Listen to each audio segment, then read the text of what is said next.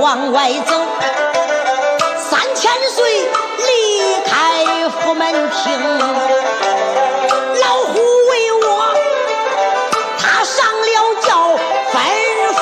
上你点炮，快起兵啊！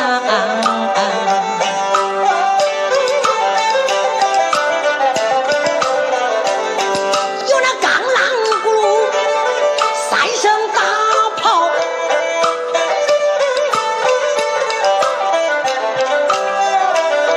东厢府门动了兵，人马滔滔往前动，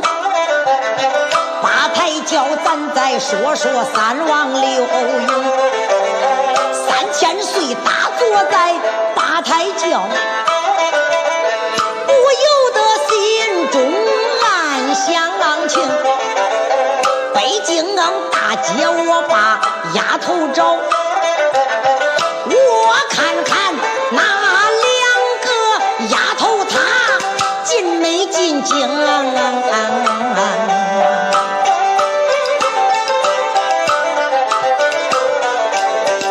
3000岁坐定八抬正往前动，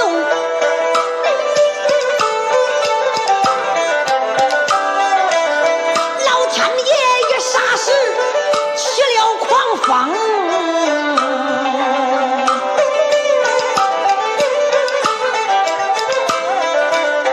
只刮得飞沙走石难睁眼，八抬轿这愣好几这愣，当兵的睁不开眼难以走路，八抬轿惊动千岁三刘墉，三王千岁一声令，八抬大轿落在刘平，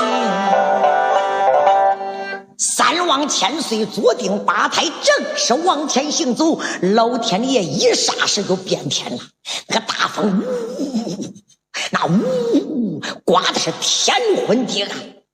你想想那八抬轿河山，眼看到要刮翻。3000岁一声叫道，我说众那军有八抬，老弟是那八抬轿河山落在陈爷，那当兵的都是那个袄袖子遮着个脸，好大的风啊，都睁不开眼。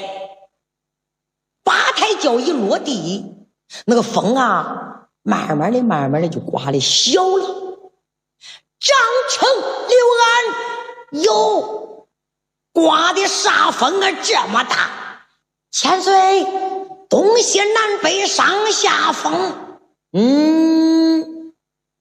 东风就是东风，西风就是西风。什么叫东西南北上下风？千岁，2个大旋风啊！